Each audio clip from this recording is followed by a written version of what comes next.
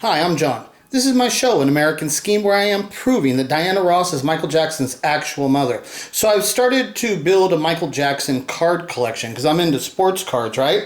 And so one of the things that I was doing in the sports card community is I was trying to tell them about my Michael Jackson story, and I was trying to relate to them that Michael Jackson has a lot of collectibles, but not only collectibles, he's got cards. And his cards are going to be drastically undervalued because Michael Jackson still has that bad reputation of being a pedophile and stuff, right? So and then the other things is that the cards, the people that are like there's card collectors. Now, they primarily are going to focus on some certain part of that card collecting because card collecting is, God, it's vast.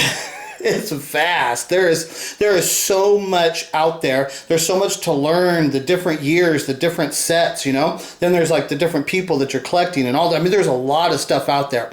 But if you know what you're doing, you can make a lot of money in this. Or you could just build yourself a real, what they call a PC, personal collection, you know? This is my PC collections, right? So this is my PC collection because at this time I'm not selling anything.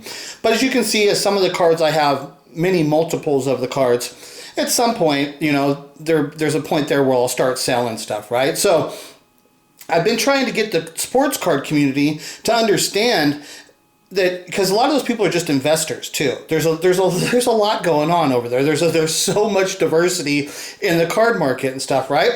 But usually most of the people in the card market, they're looking for an investment because they want to fund their personal collection, you know? So they want to get the cards that they want, but in order to do that, you got to make money. And so even if there's cards out there that they don't care about, if they can make money off of those cards, then they'll get into them, right?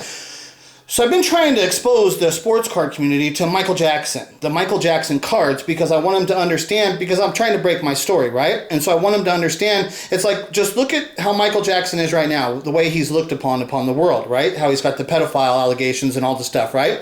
And he was called Wacko Jacko. He's got some negative stereotype to him, right? So I try to get the people in the sports card community to, it's like, okay, let's change the perception of the story. Let's say that Michael Jackson was actually the love child of a 14-year-old Diana Ross and her first love, an 18-year-old Smokey Robinson.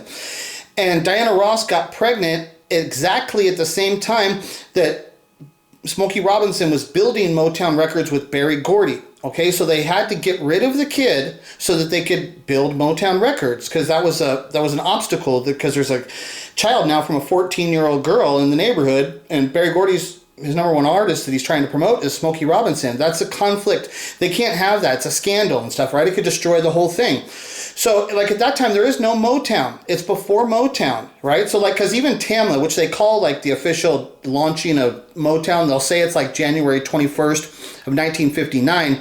But that's not actually Motown. That's Tamla Records. That's when they established Tamla. We're still not at the Motown stage, right? So Michael Jackson, born August 29th of 1958. So Michael Jackson's birth and then his abandonment happens just a few months before Tamla is actually officially, like, that's what I'm saying. It happened at the exact time of where they're building the record company, right? So that's how Michael is abandoned and given to the Jackson family, because Joe Jackson and Berry Gordy are the same age. And they were both fighting in the Golden Gloves at the same time back in their life. Then after that, they both got into the music. They got both into the music business and stuff, right? So they have similar interests. My theory says that they're friends, that they're acquaintances. Somehow they know each other. That's how it happened. And it's through Berry Gordy and Joe Jackson. It's that connection that enabled Berry Gordy to come up with the plan to say, hey, I know this guy, Joe Jackson. He's got a family with a whole bunch of kids. And actually, the true story of what happened is the Jackson's child before Michael is Marlon and Brandon. They were twins, right? So the Brandon dies shortly after birth. So the simple reality and the facts is that the Jacksons would have had another boy in that house regardless if Michael comes into the house, right? Before Michael comes into the house, the Jacksons already would have had another one of their own children, a boy. Because people say, why would the Jacksons take in a child that's at that small house? It's like, dude, they already would have had another child. They are so that argument that people put up, well, why would they take in another kid and stuff? It's like, dude, your argument, the people, this is the thing that happens, that the people's argument is so pathetically weak. It's like, dude, I instantly destroy your opinion, your theory, your little speculation, your little fucking thing you put out there. I instantly discredit that. And when they say, why would they let Michael, their poor family, in that little house? And it's like, well, dude, they already had another kid that they had planned on having. The kid that Catherine gave birth to the kid. It's not her fault that the kid died shortly after birth. They already had another boy in the house. They already had another boy. And so you're going to tell me they won't take in Michael, who's got the connections to Berry Gordy, and they're getting some financial benefit. It's not like they're just going to take the kid and not get some kind of financial benefit from it. Of course they're getting some kind of financial, you're getting paid to take care of the kid. Something's happening. Plus they got the connection to Berry Gordy, which that's what what happens. When you go watch the Jacksons and American Dream movie, that's what you'll see. As soon as Michael comes into the house, you'll see that Joe quits his job at the steel mill and forms his own band, because Joe's not building a band with his children. Joe is the guitar player. Joe trusts himself. He doesn't trust those kids. So what happens at the time that Michael comes into the house? Joe quits his job at the steel mill. These are just all provable facts and stuff. Joe stops working at the steel mill and he reforms his band, the Falcons, right? Because now he's thinking, oh, I got this connection to Berry Gordy. Berry Gordy's building a record company. I'm going to get me a record deal. But he was too old and wasn't good enough, and he was a blues guitar player. That's not the kind of music that Motown was producing, right?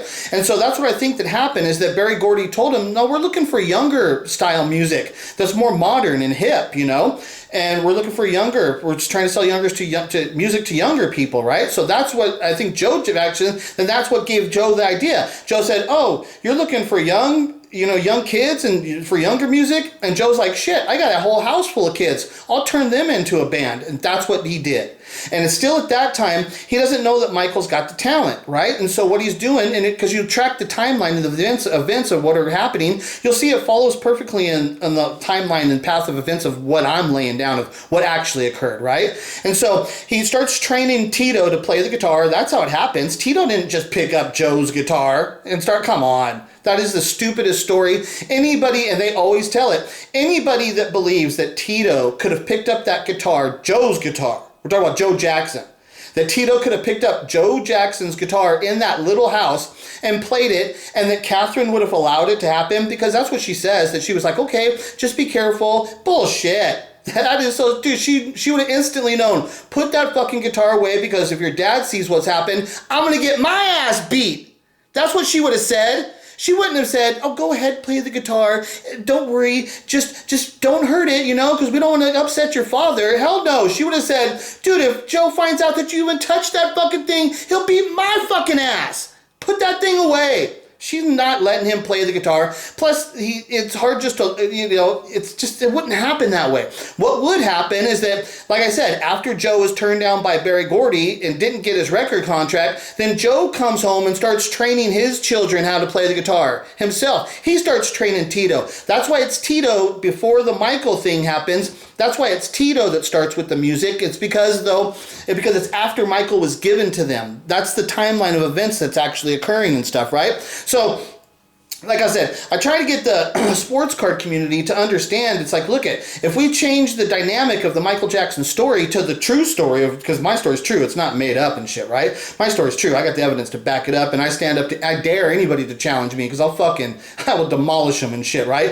With their stupid fucking little questions. I've had to deal with this shit so much that I can come back and make them look so fucking stupid, and that's what I will do, right? That's why people are afraid of me, and nobody comes and challenges me, because they know that I am capable of making them look stupid. Now, I don't want to do that and shit, right? But if you ask me, it's like the thing, stupid question gets a stupid answer. So once you ask me a stupid question, then I've lost respect for you. I don't have to be nice to you anymore. Because once you pose a fucking stupid fucking question at me, then I'm allowed to come back with you some stupid attitude fucking answer and shit. Right? And then they all cry, why are you screaming at me? Why are you so rude? It's like, because you're a fucking idiot.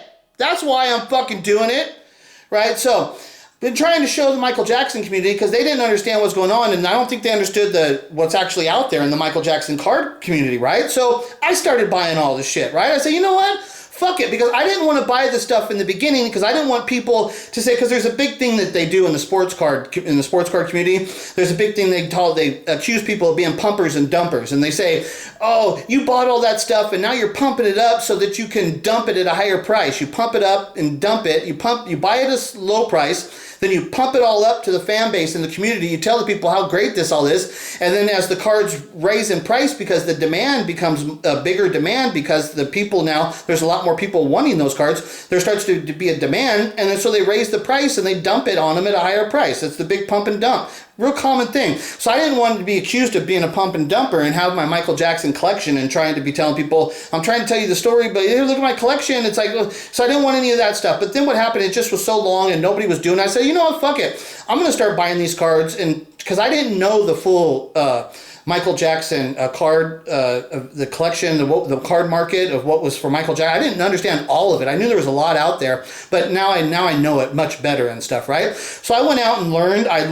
That's a thing too. You got to know what card you're looking for. You got to know what the years are. You got to understand like what it is that you're actually looking at, like how desirable it is. You have to learn all of that stuff, right? So I had to go learn the Michael Jackson card market, right? So I was learning and I was buying. I'm finding stuff cheap, and it's like I don't mind making a mistake if I'm paying a small price for it, right? If it's just $20, okay, well, how big of a mistake can I actually make then and shit, right? Because so what happened is the Michael Jackson card market's drastically undervalued right now. So I was able to start picking this stuff up, right? So here, let me show you. So the other thing about like card collecting, you have to learn like here's like the little stands, and like this one is in a top loader, right? And then I have a team bag.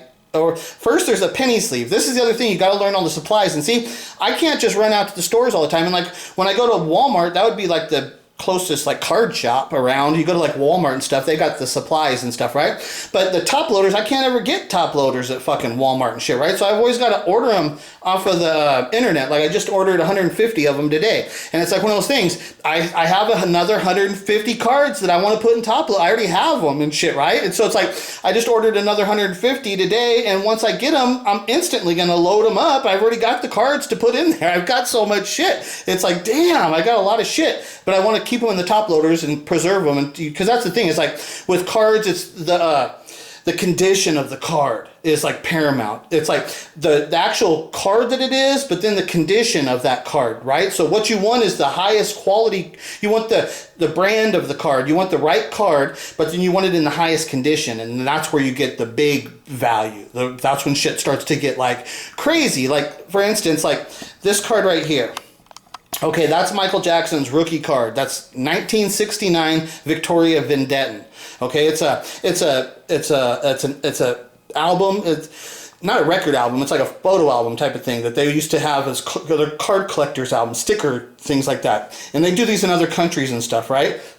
This stuff goes. So that's the other thing. Is like when you start collecting like Michael Jackson stuff, you're not just collecting the stuff that was in America, you're collecting stuff from all over the world. Like I can't even like all the countries, like I'm from Turkey and Belgium and Germany and Italy and the UK, like all over the fucking place. I've got shit coming to me from all over the world. I've been buying this shit for this, like this stuff, like this right here. Usually a card like this is going to be somewhere outside of America because the vast majority of these cards were the people that were collecting them are outside. The Victoria Vendetta, I think that's like chocolates. And that's the thing is like, because these things are put into like products like chocolates and bread, candy, bubblegum, stuff like that. They mix in these cards with it. That's like a thing that they do and stuff, right? To market the product, and they use the cards to market them.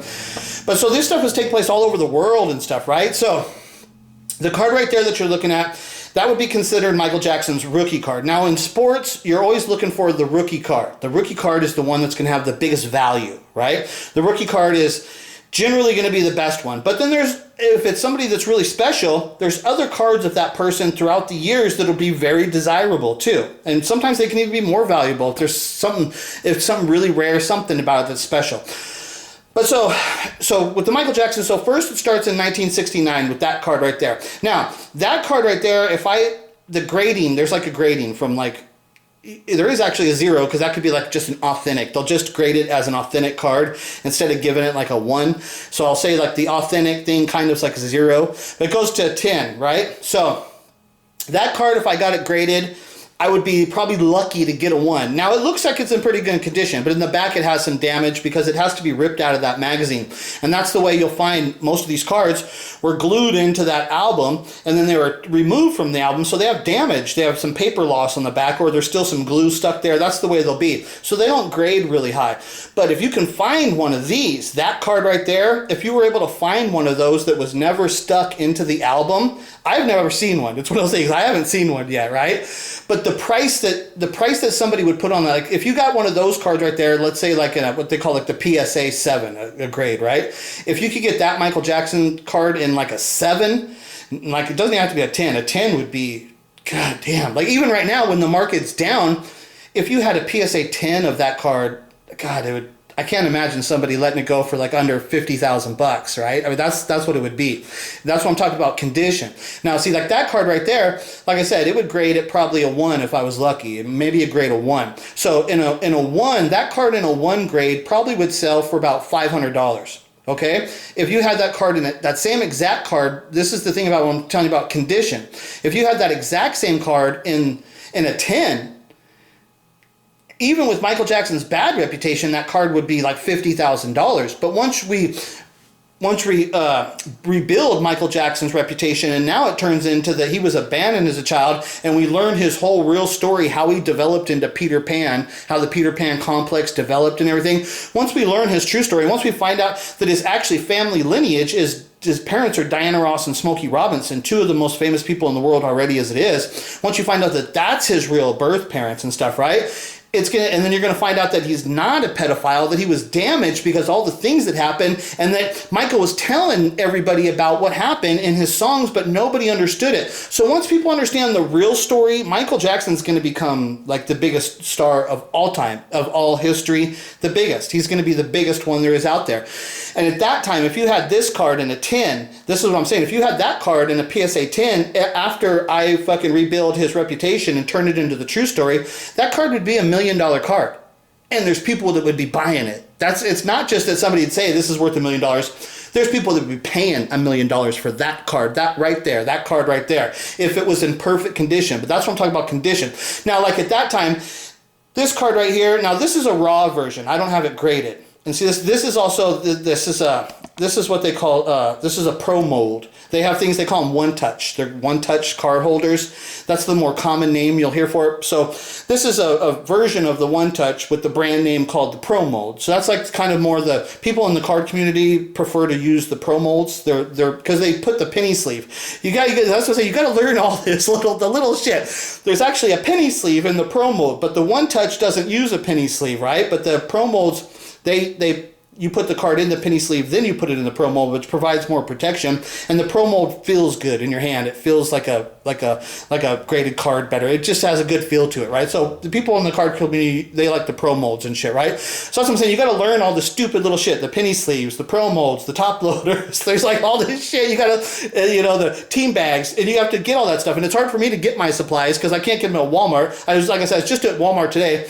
I picked up some team bags. I was looking for some top loaders. I was going to pick up at least a few more, but they didn't have any and shit, right? So I had to come home and I ordered, like I said, I ordered 150 of them, so they're coming and shit. I got those ordered and shit, right? But you have to learn all of that, the stupid other little stuff that you got to learn too for the presentation of the card, right? Okay, so that card that's like Michael Jackson's rookie card, right? But like I said, it's hard to find that card in good condition. Really, really hard, right? So then, this one right here, this is 1972 Tip Top Bread, okay? And in this 1972 Tip Top Bread of Michael Jackson, it's got that card, which is a super cool picture, right? It's probably my favorite picture.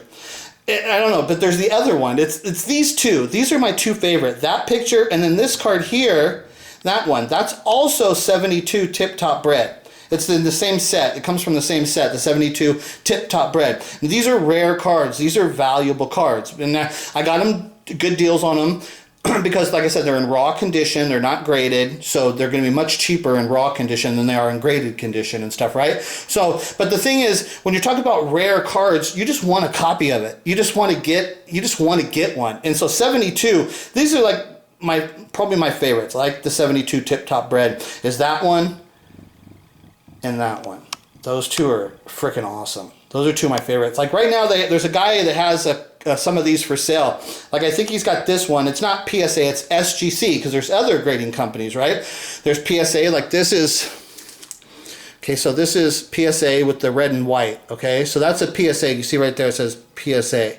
Okay, so this is a PSA graded card, right? And then this is SGC. Okay, so this is an SGC label. See, it says SGC. So this is SGC. So this is graded in a slab. This is slabbed and graded. So those are the expensive ones. When you get into the graded stuff, that's when they start getting more expensive. So this one here that you're looking at, that's a raw version. It hasn't been graded.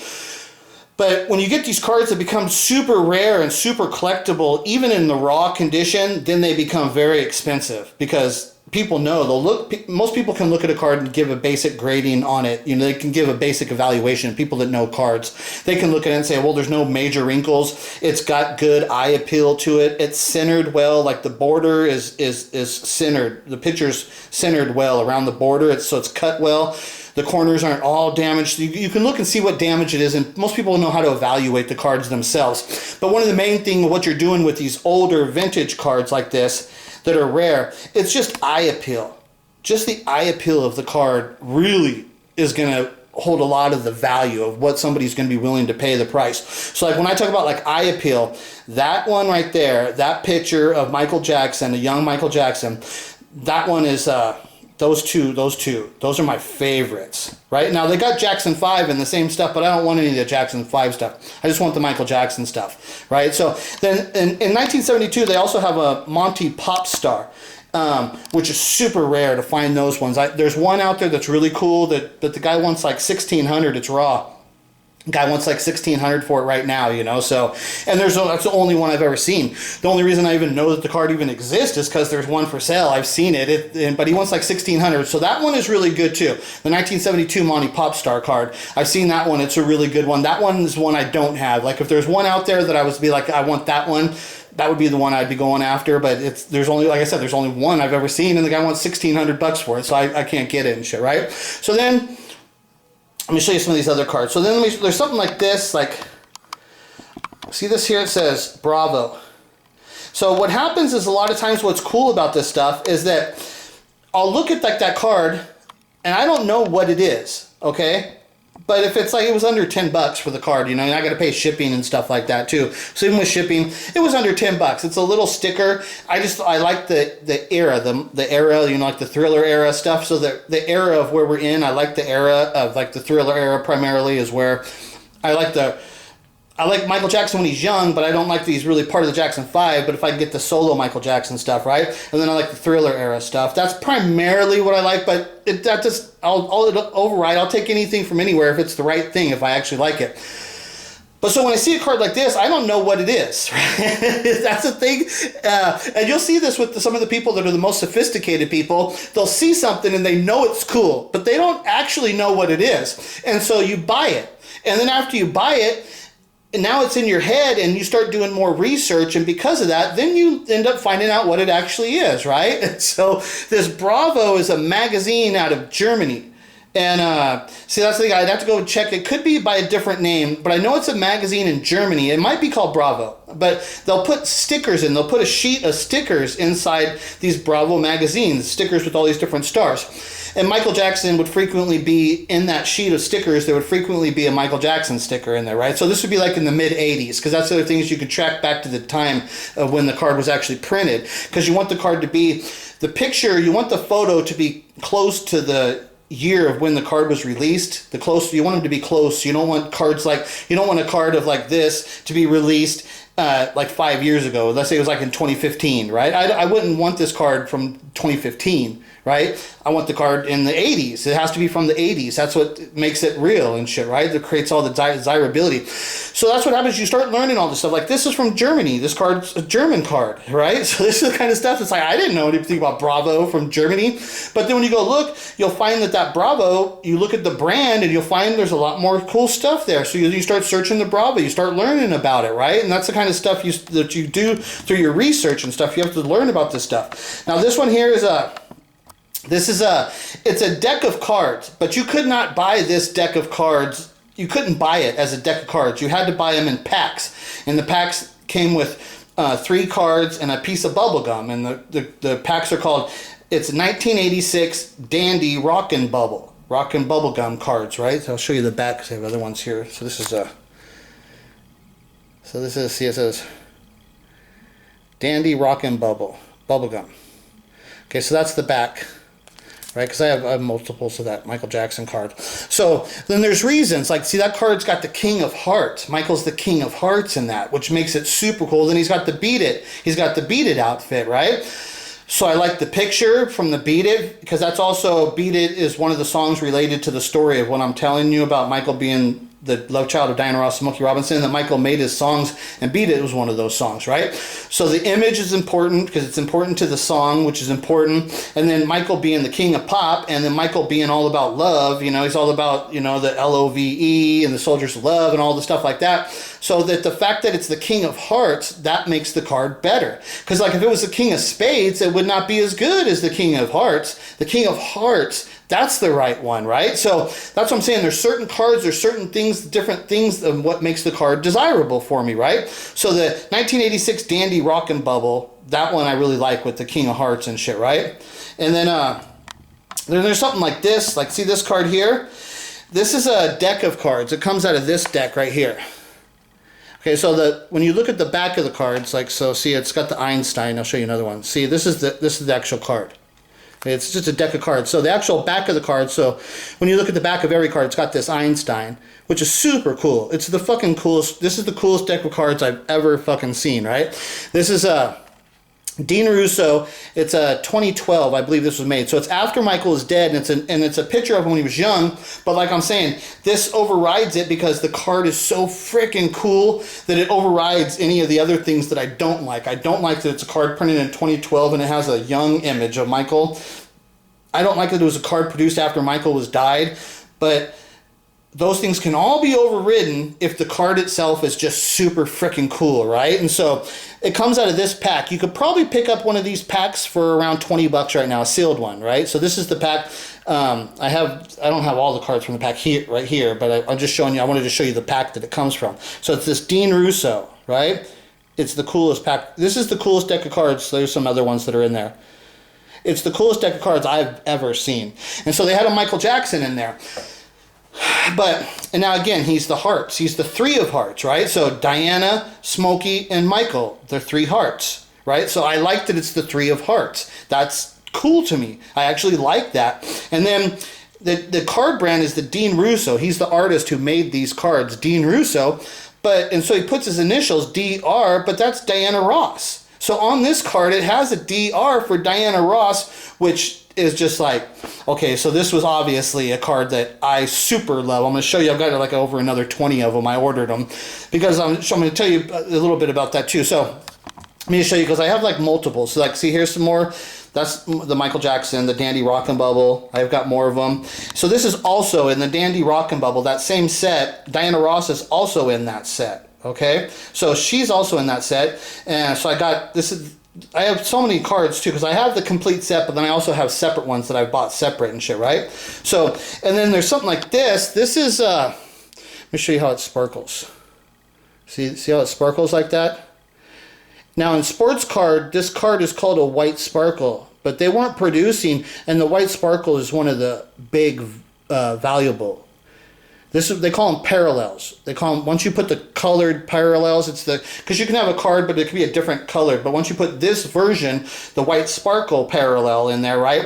Okay, so the white sparkle throughout the card community, the white sparkle parallel is one of the really valuable. It's one of the really, what they call short print cards. I see it like explaining this stuff. I'd want to talk in the term, but in the Michael Jackson community, you people wouldn't understand like the short print and the super short print, you know, or the 1 of 1s and card numbered out of 10 and stuff like. You guys wouldn't understand all of that stuff, like, so I have to speak a little differently and shit, right? So this comes out of Michael Jackson it's 1996 or 1997, the History Tour. This is a Panini. Panini's the brand of cards. Like most of you would be familiar with Topps, but Panini's the big one actually. Topps is big, But there's actually, like, the Panini's a monster out there too, right? But they're out of Italy. That's why they're not, people in America, they're not as familiar with it. But so this is Panini produced this. This is Panini History Tour Michael Jackson cards, 96, 97. It's got these cards in there. And in there, there's like 5 to 10. I haven't seen, I'm not for sure. The people want like $200 for the set. And every time I look at the set of cards, they're damaged. All the cards, every time I've seen them, the corners are messed up, right? And so, see, what you're looking for is sharp corners. Okay? You want the corners got to be sharp on the cards. You want sharp corners. You don't want any scratches on the cards. And the other thing is the centering. See that bar over there? It's a little thin. It's a little thicker over here. It's close to centered, but it is off-centered a little bit. Okay, so you want the card centered well. You want sharp corners. You don't want damage, right? You want the cards to be in the quality of the condition of the card matters a lot. I mean, it matters a lot. It's a big deal. It's a big deal because what happens is you can get a card that's not specifically rare, but if you get that card in a PSA 10, now it's become rare. It's become extremely rare because the numbers of PSA 10s that are out there are really low, and the chance that there's going to be more to come about is going to be not that many either. It's going to be low. So, like I said, the condition of the card, it matters a lot, right? So that's a 1996-97 History Tour cards from the concert that he was selling at the concerts. Like I said, you can get the sets for around $200, but every time I look at them, the cards that are the glittery with the white sparkle ones, they're usually off-centered. Which the card companies in the sports card communities, they're notorious for doing that shit, for miscutting cards, off-centering. That's a real common thing is that you have to look for. But you want corners, centering, you want the cards to be in good condition. It matters and shit, right? So when I look at them and the people that are selling them, though, you could tell that those people were playing with those cards. They would take them out, put them back in. And they didn't understand the preservation of the quality of the card matters a lot. The condition towards the value of the card. So I've been looking at them. I haven't bought one yet. I put in a couple like lowball offers that people have turned me down and shit. So I don't have that whole set yet, but that's one of those sets I do want to get because of these white sparkle cards. These white sparkle cards are going to be really valuable. These ones are going to be valuable. Like I got a pack of these cards. That's where I got this one from. I got one pack of them and I got this one. But those white sparkle cards, the other ones that I've seen of the Michael Jackson that have that white sparkle feature, they're really nice in that set. Those cards alone can be very, very... you guys don't, like I was saying, you don't understand how expensive. You get that card graded, and it comes back in a good grade, and they're super rare. Once people start collecting Michael Jackson stuff, the people want the graded card stuff, and they're going to see that this stuff is rare. It's not been graded. People will pay up the big bucks for that stuff. That's what they do. They want the best, and they'll pay for it, right? And so, now, these are the... Like I said, I buy multiples of these cards. So these are the Dean Russo. So these are the Michael Jackson. I bought, just the other day, I bought like 20 of them. Okay, so what happens is these Dean Russo cards, what I've told people is that this set of cards is one of the best deck of cards. It's the best deck of cards I've ever seen, right? So these cards are so cool, and it's all pop culture stars and stuff, right? The people, so like, I got the packs for like, I think I got 2 packs for $10. So with shipping and everything, it was under $20. So I got 2 packs. I got them each for like $10 a piece, right? So, but when I seen them, I was like, these cards can sell individually. And like this one, this Michael Jackson, right? So I was like, well, if you take this deck of cards and you just sell each individual card for $2, right? You got 52 cards plus 2 jokers, so 54 cards, right? So that's $108 you can make off of 1 pack of these cards if you could sell just each individual card for $2, just $2, right? Where I just bought the pack for $10, but if I break it down and sell it out individually and charge $2 per card, I can end up getting $108 on the breakup value for this pack of cards, and that's just selling them at $2. That's really low. What's going to happen when these cards start selling for $5 or $10, $20 each, you know? And like I said, I only paid $2 for them, right? So what happened was, the reason I bought these cards, what happened is because of the same scenario. What I'm saying is somebody, you could buy a whole bunch of these packs, break them down into individuals and sell them that way and sell them for $2. And so that's the person that I bought these from. That's what he must have done. Because what happened is he had 20 of them for sale at $2. But now if you bought one, this is the thing with shipping. If you bought one of the cards at $2, you had to pay $5 for shipping. okay? But if you bought all 20 of the cards, you still just paid the $5 for shipping, the same price. There was no extra shipping fee, right? Got them all shipped in one package. I didn't have to pay any extra shipping. So I bought them all because the cards were only $2, right? So then, you know, so I made like 20 cards at $2 a piece and $5 for shipping and taxes. So I'm looking at like $50 at the most, right? So I'm under $50. I got 20 of those cards for under $50. And so, and here it's like the same thing, the centering. You want the cards to be centered, right? These are all, the corners are all going to be good. These are brand new cards. So they're all going to be in really good condition. So really the only, since the condition sensitive thing, that's what's going to matter on a card like this is the centering. The bordering on the sides. You want them to be top centering too, top and bottom. You got to look and make sure it's all even. Make sure it's centered properly. That's what you want. That's a big deal. The centering is a big deal, okay? So I picked up, like I said, I already had picked up a few of those cards, right? Then I saw the guy had the 20 of them for sale, so I grabbed all 20 of those. So now I've got, as you can see here, I got a bunch of them. Those are all the same card, right? So I grabbed all the Michael Jacksons. So now, if you go try and get one of these Michael Jackson cards, there's only one person that has, there's only one for sale right now. And the person wants, it's closer to $10 because you got to pay the $5 for the shipping for the one card. I think it's $4 for the card, then $5 for the shipping. So you're looking at $10 for one card, right?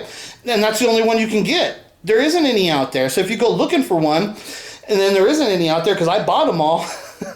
So then if you go looking for one and the only one out there that's available is $20, then you're going to pay $20. And I'll be the guy who just keeps selling you them at $20 when I paid just $2 for it and shit, right? And I'll have plenty of them. And what I'll do is I'll sell the lower quality because I know it's the best quality ones. So I'll take the best quality ones, I'll send those in to be graded. Then I'll get those graded. Those are the ones I can get the big bucks for. Then the other ones I'll just sell off at a lower price and I'll sell the graded ones at the much higher price and shit, right? So you got to have like a plan of attack for all this shit, right? So like I got all these cards, I got so much shit here, and when I start talking about it, it just takes a lot of time and shit, right? So I wanted to show you just really quick the Smokey. I didn't bring out my Diana Ross because I have Diana Ross cards too, but I was already doing too much. But I had to show you this on the Smokey. See, I have 3 of these Smokies. See, there's one, it's the same card, 2, and then I have the graded one, and an 8 too. That one's an SGC 8. So that's, and that card, this card's from 1968. This is a 1968 Panini Cantanti. It's a sticker. It's actually a sticker, and that's why they're even more rare too, because the people would take these cards and stick them. Once you stick them, then that's it. It's not like you can put it in a box and it just gets some damage over time and stuff, but the card is still the card. These things, once you stuck it, that's it. It's worthless now, right? So a lot of these cards got stuck. So these are rare cards. These are rare cards. This 1968 Panini Cantanti. And then what happens is in the Smokey Robinson, I've looked for the Smokey Robinson to try and learn what his card market is. You can find a bunch of Supreme stuff. You can find Diana Ross stuff. You can find Michael Jackson. You can find all that stuff. But you can't find Smokey. I've looked and looked and looked, and there's very, very few things out there. And the one card that's the real card is this one.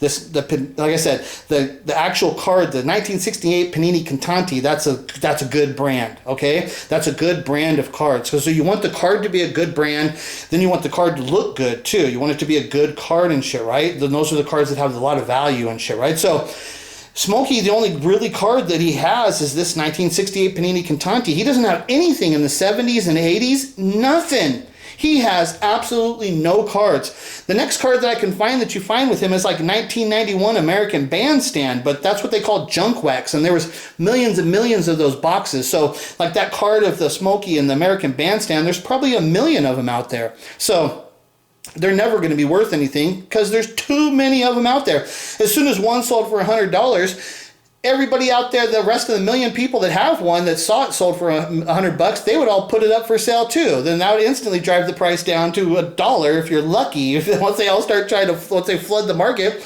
they're going to be lucky to get $1 for that card and shit, right?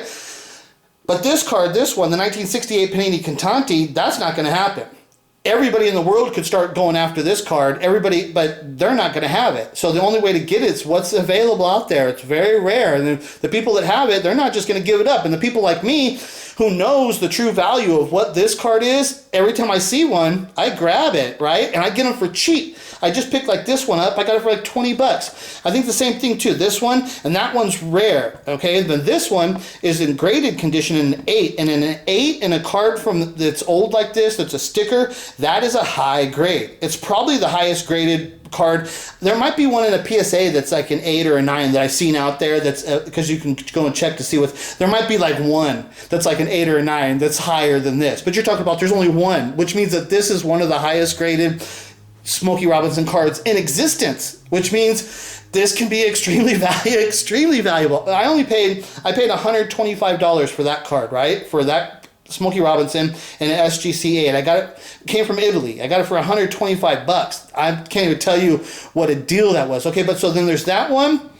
There's this card, but there's two different backs. Okay, this is the rare one actually. So see this here, it says Bisvalida. Okay, I think those were only released in Italy because the rest of them look like this. Okay, see it says Cantanti. So this is the regular way. This is the way that most of them will look. Like the one I have graded looks like this. Okay, so there's like this, and then there's this one with this Bisvaldia back, because this is the more rare version. I think this one was just only released in Italy and shit, right?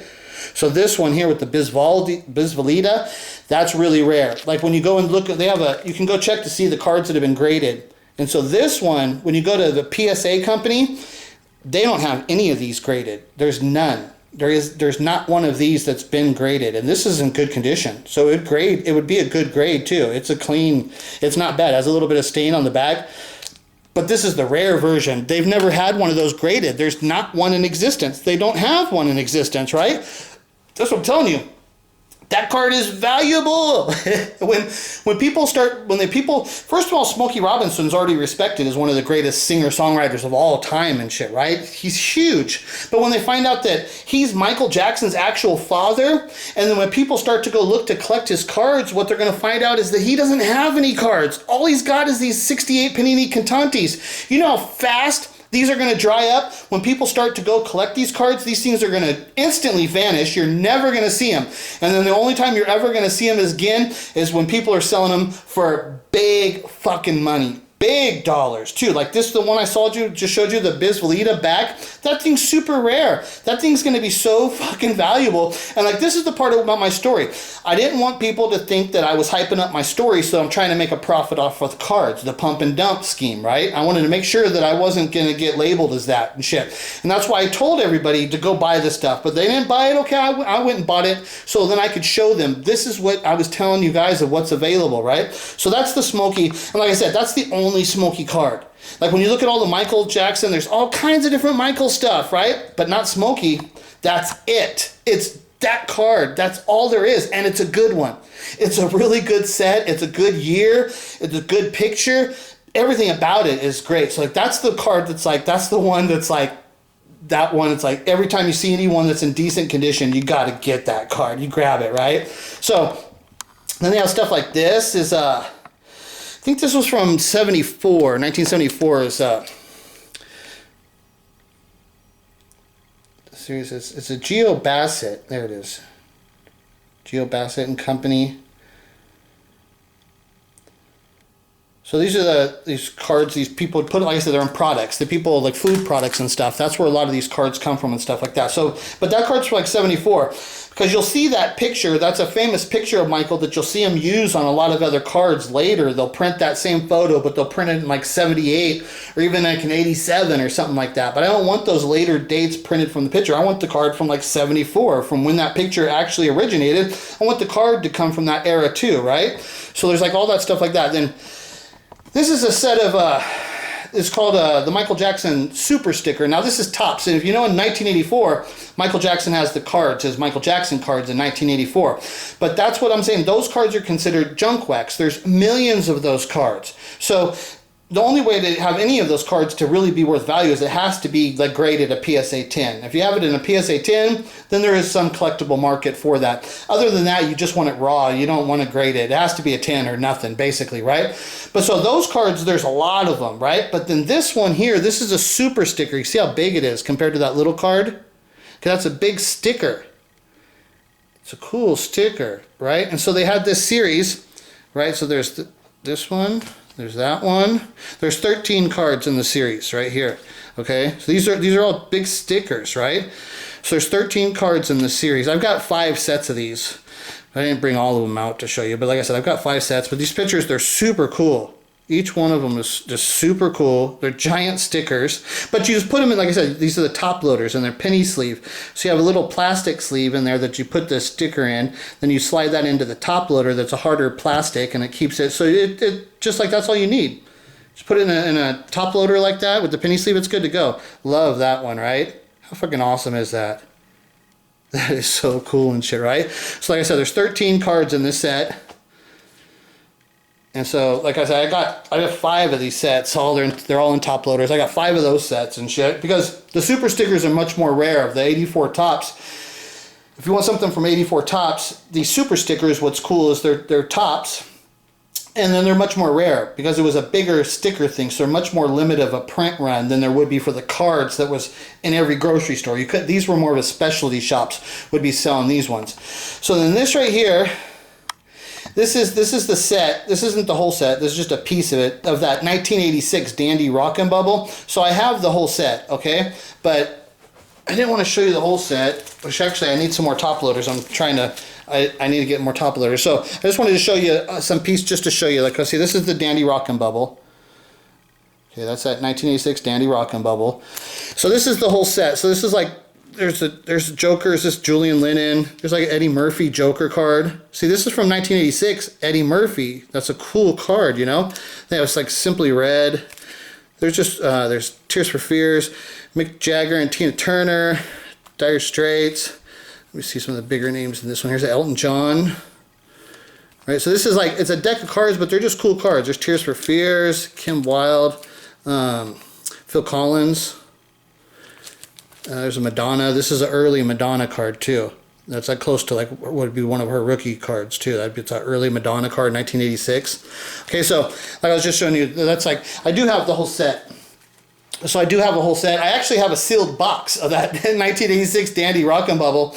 I paid $300 for a sealed box, and a sealed original box. It's got 90 packs in it. It's got 90 packs. Like I said, there's 3 cards in each pack, so 270 cards. And then there's 56 cards in a set. So you're looking at there should be over 4 sets in the box, right? And so there should be at least 4 more Michael Jacksons in there, 4 more Diana Rosses. Whitney Houston is one of the really valuable cards in there because that's like her rookie card, the Whitney Houston in the 86 Dandy Rockin' Bubble. So Whitney Houston's in there. There's the Madonna. There's some cool cards in there. Like I said, there's just some cool cards in there and shit, right? So that's the 86 Rockin' Bubble. And this is a 1984 Anubis. Actually, let me show it to you over here because it's a 6-card set.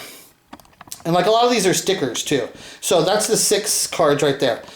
That's the 6-card set. Okay, so there's that one. And this one. That one. This one. That one. And that one. Okay, so that's all 6 cards in the entire set of that 1984 Anubis. These were vending machine cards that they would sell in vending machines, right? So that's the Anubis. And so I bought these cards, but the Billie Jean one only had like, I think I only had 4. I had 4 Billie Jeans. So I just picked up 6. I just bought 6 individual of the Billie Jeans. Somebody was selling them. And so they had the Billie Jeans for sale, and I needed some more of those because I have so many of the other cards. So I bought some more Billie Jeans, and that's what these are here. Okay, so I have a bunch of these cards. I have a bunch of these sets, right? So if you look there, so those would be all the same right there. Okay, then you come over here, then that stack is all the same. This one, those are all the same right there. Let's see, those are all the same. And then that's the whole 6 cards for the set. So I've got like over 10 sets of, I have over 10 sets of those cards right there too. And then let's look at this one here. This is a thing another thing after Michael died. This is 2010. It's a set of cards called Scullybrities, right? Scullybrities, right? So it's people that are famous that have died, and then they put a card of them. They made this card of them with the skull, right? And so Michael's in there. There's 17 cards in the set. I've got 8 of them. The main thing is the Michael. I wanted the Michael one, you know. But they were so cool. I picked up 8 of them because they were good deals. So this is from 2010. It's Celebrity. Then they have the little nickname on the back. And Michael's Applehead. How cool, right? So for Michael Jackson fans, the name that they put on there is a super cool name, right? It's a super cool name, right? So that's the Michael Jackson now. And like I said, I don't like things after Michael died, and I don't like certain things that are making fun of Michael. There's certain things I wouldn't like that stuff, right? But this one overrides it. It's after he's dead. It's kind of making fun, but it's just so freaking cool, right? That it just overrides it. Then like in that set, there's other people in there. So there's like the Michael. There was a Tupac. I think that was a John Lennon, Marilyn Monroe, Jimi Hendrix, Bob Marley. That one's super cool. That was supposed to be Johnny Cash, and then this one I never knew exactly who it was and shit, right? So then, the only other thing I got to show you here is the graded cards, just to show you. So I do have one of those 86 Dandy Rockin' Bubbles. I got one of those in a PSA 8. Now these, it's an 8. Now this card, they don't have a 10. There hasn't been one of those cards. There's a 9. There's one 9 out there, right?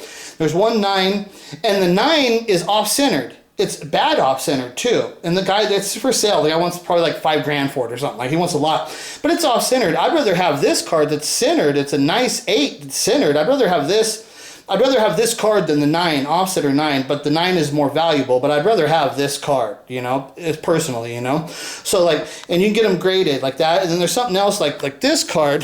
They have other cards out there. Like this one is from Spain. Like the name brand on it is 1984 Editions Ader.